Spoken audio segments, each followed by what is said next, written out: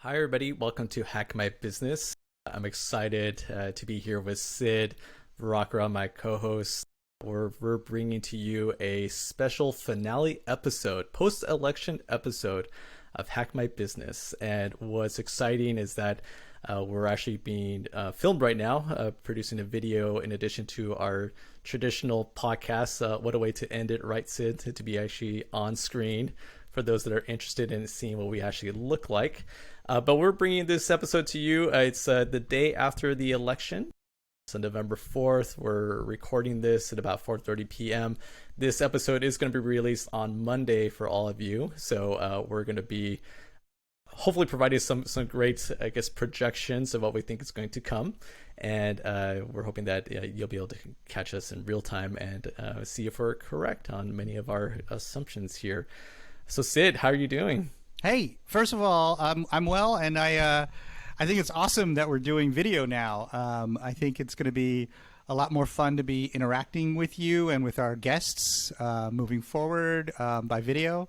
Boy, I guess I'm just like glad the election is over. There was just so much to talk about, actually, about what happened or what we think happened.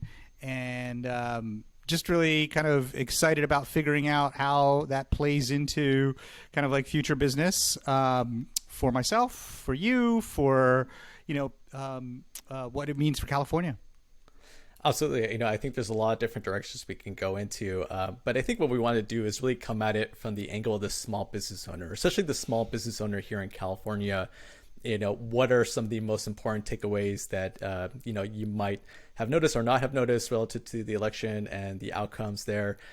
We definitely will talk about our thoughts and perspectives around the president, how that's going and what that might look like in the days to come. But maybe most importantly, I did want to bring up the fact that one great thing about being on video is that everybody gets to see the habit that Sid has, the tradition he has of having just a sip or two of his favorite beverage while we record. Sid, what is your typical drink? Yeah, well, Jesse, like this week, and frankly, the entire election season has driven me to drink. Today, I am having a Glenlivet 12-year Scotch whiskey, and I got to tell you, it tastes pretty delicious, and don't know why I didn't start earlier. Yeah, I'm surprised you didn't start earlier. It seems like the perfect drink to end a wild night that we had. And so why don't we talk about that first? Where we last left it just before we went and started this recording. Biden had just won Michigan, and we're waiting to hear the results of Arizona and Nevada. And if he wins both those states, he is going to win the presidency. So Sid, I know you've been tracking this the way I have, probably most of the night and most of today in between client work. So what do you think is going to happen next? Honestly, last night I went to bed just watching the numbers for Michigan and Wisconsin and Arizona, and I noticed that Arizona's numbers were just holding steady for Biden, and Michigan and Wisconsin's numbers were trending towards Biden. And given the number of precincts that were still left to be counted, it was seemed pretty likely that he was going to flip both of those at some point in the middle of the night, and he did. He moved to a lead in Wisconsin sooner than Michigan today. But as I'm like now seeing Arizona, as they've identified, they're going to release more numbers this evening. So around midnight will be the last batch tonight. They're not saying how many they're releasing in two batches, but the reality is the majority of those votes are from Maricopa County, which Biden had a lead of 99,000 votes in Maricopa County leading up to what will be released. So in order for President Trump to overtake him, he'll need to actually win 58% of those outstanding ballots, and that just doesn't seem likely. And Nevada releases their numbers tomorrow, and I think even though there are rural counties that have ballots to be counted, that the majority of the ballots still to be counted, absentee ballots and provisional ballots, are actually from Clark County, which is a very blue community. It's the county of Las Vegas.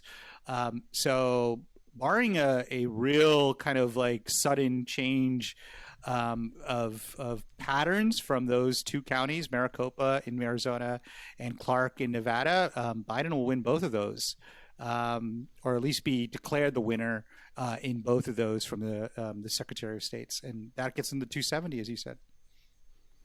Well, I think that's why you saw the early, prediction out of Associated Press and other major news media about Arizona, right? Probably because they saw the Maricopa numbers. Mm-hmm. I think for me, the big takeaway of the election night was the surprise of how close it was. And I don't know why I keep getting surprised by how close the elections are, because I think what you're seeing is this real understanding that the country itself is very divided, right? Yeah. And so the closeness of the race, when just so many polls have predicted otherwise, was a big deal. The other big takeaway for me was the Latino vote. And, as you might guess, that's something that I keep, close attention to because of, I'm Latino myself, and I've done a lot of work in Latino business issues. And to see, the greater understanding that the Latino vote isn't this monolithic, block, sure, and that you shouldn't just assume that they're going to turn out for the Democratic candidate. It was really, amazing to see, the awareness of that the Biden campaign in particular, really didn't spend a whole lot of time there in Florida, and working the Cuban base, which it seemed like a mistake there. They could have a bigger turnout there. In Miami-Dade County. So for me, that was the big takeaway on that. I'll share with you in my kind of like prediction at 3 p.m. Pacific time yesterday, so 6 p.m. East Coast time. I was thinking like, okay, as polls are closing, what's my final number? And I had Biden at 274. I thought that it would just be a squeaker all along, and to me, it's really an economic distress question. I think that you have a lot of people in this country who have been, given empty promises by politicians from both parties for years, not just 4 years, not just 8 years, but decades. And President Trump was like an appealing candidate, because he spoke to those folks. He said, look, you have been given the raw end of the stick, or the short stick, whatever that metaphor is, for years. And I hear you. And I mean, people reacted and responded to that. So for me, the one of the big lessons kind of take away from this night was that, there were two polls that I was actually watching pretty closely last week. One was looking at the number of people who had confidence, who had more confidence in leading us in the economy, and who did people have more confidence in handling COVID. And President Trump won on that poll for the economy, and Vice President Biden won on that question for COVID. And as I saw, and as I've been watching these numbers kind of trending, particularly in the Rust Belt, so Wisconsin, Michigan, and then certainly Pennsylvania is still in play, frankly, what really spoke to me is that people voted against their own self-interest, that they see President Trump as going to do more for them on the economy, for someone to handle COVID. And it really speaks to me. I mean, I was like, okay, we need to be extremely empathetic. We need to understand like how serious that is, that people put the COVID public health crisis ahead of their own economic interest in the Rust Belt in particular to vote for Biden. And the Biden administration needs to pay attention to that, like in a serious way, of recognizing how important that was for people to vote that way for him. That's my big takeaway from the evening, actually. I totally agree. And that was my first thought. Should Biden win the whole thing? There needs to be a reconciliation. There needs to be direct outreach. Otherwise, 4 years from now, they're going to be in the same boat.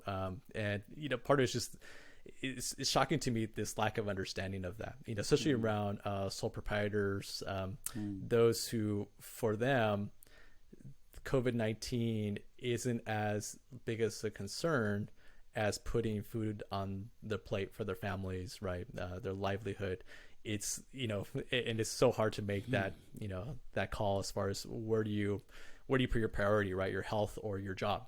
And, to the extent that the Biden campaign, should they win, if the amount of attention they pay on that issue and reaching out to those communities, I think will behoove them. Well, and Jesse, one last thought on the presidential race, because I know we've got a lot to cover on California ballot initiatives, is really for me to think about how do they really think about a clean energy agenda, because I'll tell you, I think the Business Roundtable made it very clear climate change matters, right? And you have if Biden wins, it holds a new administration that was part of the Paris Climate Accord, right? So they're going to stay in the Paris Climate Accord. And in case you didn't know, even though the president of the United States said like we're pulling out of the Paris Climate Accord, by the accord, the United States cannot pull out until the day after the inauguration of the next president. So it's actually the deadline of pulling out is January 22nd, 2021. So if Biden is elected, he's going to stay in the Paris Climate Accord. So my point is, like, it's really important to do a climate agenda because you've got like businesses that see this is important. You have an administration that's going to see it as important. And if you do it in the right way, particularly for the Rust Belt, where you're not just you're not just like kind of like killing industry that pays for people's like kitchen table kind of like mortgage and food, but like kind of then integrating in a slow way to create new opportunities for people. Like they got to do that like immediately, so that when come 2024, people are like, yeah, you guys actually were on it. We see a change and we're actually part of the change. We're not just we're not just outside observers who actually lose our jobs. Right. Yeah. I think it'll be interesting to see if Biden doesn't come through with the win on, say, Pennsylvania because of comments around fracking. Right. Yeah. And how do you make that connection for those folks in, say, North Dakota, where that industry, oil is so critical to their livelihood, where they probably do think of climate change as a reality, but at the same time, kind of like with COVID, they had to make hard decisions. That's right. Right. That's so right. Yeah, I totally agree. I think this could be really interesting to see. So we'll see what happens next. A lot of things are changing. There's gonna be, I'm sure, legal battles to come. Sure. We'll, all eyes on the presidency at this point. But yeah, I definitely want to dive into just a few key initiatives off of the California election. The first one being Prop 16. So this was the ballot initiative that would have overturned Prop 209, which essentially eliminated affirmative action, giving special, consideration to minority groups when it comes to things like education and also procurement policies. So that, did not pass despite some intense, I would say, support here in the state from many different parties. And again, it was fascinating to see, and I think it ties into the conversation around the Latino vote, where you didn't have the excitement that I think many of those initiative supporters would have expected. And I would love to get your thoughts. For me, part of it is it ties into this. I remember doing a study years ago when I was a student at UCLA for the Kauffman Foundation, where I did an analysis of the rise of Hispanic business in the 1980s. And one of the kind of key takeaways from that study I did is that one, for the most part, Hispanic entrepreneurs saw themselves as conservative, Republican, and they were also loath to take advantage of federal programs that helped them because of the mindset of, we don't need that to pull ourselves up by our bootstraps. And I wonder how much did that play into, the lack of interest in supporting the initiative. But I'm curious, as far as what you saw in regards to that initiative not passing. Sure. But first of all, I love the fact that you're an undergrad doing a study for the Kauffman Foundation, because That was not my college experience. So the only academic glimmer of that 4-year career at UCLA. So let's not get ahead. But way to play it up. I mean, that's kind of awesome that you're just throwing out that you are working on a study for the Kauffman Institute when you were at UCLA. I mean, like, how many things can you throw in there to talk about, what a badass you are? I mean, like, right. So on Prop 16, I think one of the and again, I think to your kind of like description, Prop 16 was all about how do we reinstitute affirmative action in the state of California, state agencies, universities, colleges, right? And Prop 20, which would have eliminated or reversed Prop 209, which was passed in 1996. And not only that Prop 209 passing in California had major implications on the number of diverse students that were in our public institutions, but Prop 209 was then replicated across the country, right? So here we are in Prop 16, and I think proponents of Prop 16 saw 2020 as the real opportunity to kind of reinstitute affirmative action. But I actually think that a big challenge, I mean, I think you're totally right. The Latino community is not a monolithic voice, similar to the Asian community, right? I mean, I think there's lots of similarities. Right. But at the same time, just like, it was just simple stuff, man. Like, I think that people were confused by title and summary of what the actual ballot would do. And that goes across the board. I think it was an issue of the Latino community. It was an issue of the African American community, and certainly of other communities that probably people just read it and didn't realize what it meant. I saw today an article that said Latino population, Latino voters, 32% of Latino voters thought that by voting yes, it meant it reaffirmed Prop 209, so they voted no. Wow. So they were just like wrong way voters on the issue, right. And that's it just shows how important. And I'll tell you this, like, how important like it is to get those titles and summary right, so that people are not confused when they're actually voting. It's a real shame because it's really hard when people don't have that much time. They're trying to figure these things out and do the right thing and vote the right way. That vote the right way, meaning vote the right way for themselves. But it can be very confusing. And I think that happened a lot, actually, in California for Prop 16. And I think the small business connection there is really the impact that has on procurement, and this is just me speaking from experience, having worked in state government on procurement issues, and also here, now in the private sector. The number of workarounds around contracting and the strange and just insane things that happen every year to try to reach a minority audience for contracts, the amount of waste, and it just, so for me personally, and this is just my personal opinion, I saw, Prop 16 as a way to really eliminate that would have been a positive. But again, I think, like we're saying, one of the big takeaways in regards to that proposition is that you had incredible turnout, right, for voting in California. A proposition that everybody thought was going to pass or had a big assumption would pass didn't, for a lot of different reasons. And it's interesting because your comment around title and summary touches upon an issue I heard in regards to another proposition, Prop 22, which was about exempting Uber and Lyft from AB5, which was a bill that was passed that really did a significant reclassification of what it means to be an independent contractor.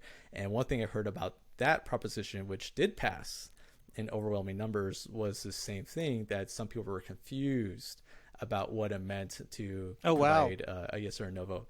Now, again, I'm taking this from one media source. The reality that, I mean, that'll be determined later, but I wonder if this, as you and I both know,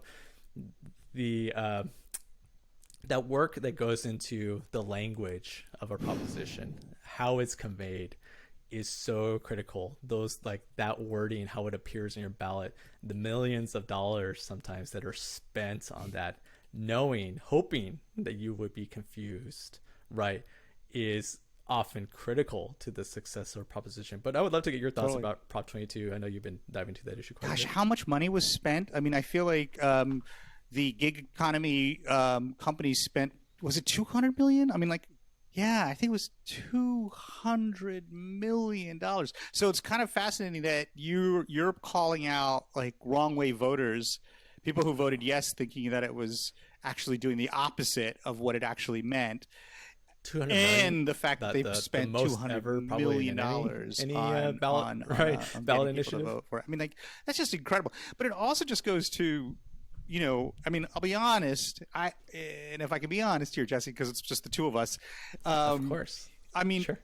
if they have $200 million to spend on a ballot initiative, I really hope they can do well by their drivers. Just like it's Right. you know what I mean? Like that just obscene agree. amount of money. And as long as, I mean, as long as the people who are actually behind the wheel, they should be getting, and I don't know the answer because like I don't drive, right? So I don't know what it's actually like to be a driver. But $200 million on a ballot initiative, I hope they do the right by the people who are driving their cars. I think what will be fascinating to see is what is the long range implication of Yeah. this bill or this proposition, and not just here in California but across the country, because so many other states look at California and they take their right. cues from what industry does. And also, I'm also really interested to see what does Lorena Gonzalez Fletcher do next. Now she is a obviously author, AB5, a big time proponent for labor, not one known to give up a fight. And so I'm sure her and her team have some things in their arsenal that they'll bring out. It'll be interesting to see if they try to do maybe some new tax considerations for these types of firms. What is the response going to be now to this? Yeah, To this item? no, I'm sure she does. I've actually known Lorena for a number of years, and I think you're exactly right. She's someone who's probably kind of like thinking about what the next move is. And people say a lot of different things about Lorena, but what I do know about her is that she cares about workers and families in California. So I mean, she's going to do what she's going to do for what she thinks is right. Right. And I think this does open the conversation to what does this mean for AB5 at large, right? I mean, here in California, that's such a big issue as far as the classification of independent Right. contractors. To be honest, from my perspective, it's been pretty messy as far as the understanding of the implication of the law and the application of the law. So I think this is the latest salvo in a big fight to continue on. Yeah, it's not going away, year. right? So we may have to, like in season 3, Jesse, talk about kind of like the future of AB5 again and again and again. And again, yeah, well, maybe we'll have the Islamic woman join us. I'm sure she'd be up for some lively conversation around this. That's a great idea. Yeah. Were there any other ballot initiatives that you saw? Jesse, Prop 15. Prop 15, absolutely. Property taxes. So, right, I mean, like here we are. This was the as it's called, split roll. So you had Prop 13 in 1978, right, to actually kind of like kind of regulate the how much like on property taxes, because at the time like there was a big kind of narrative that families were being and not just families but like the elderly were being kicked out of their homes because of skyrocketing property taxes. 15 would have actually created a split roll, which would have kept residential the same, but actually reassessed businesses. I think that the number, if I'm not mistaken, Jesse, I heard if it had passed, it would have generated between $2 and $5 billion annually a year in new revenue for schools and communities.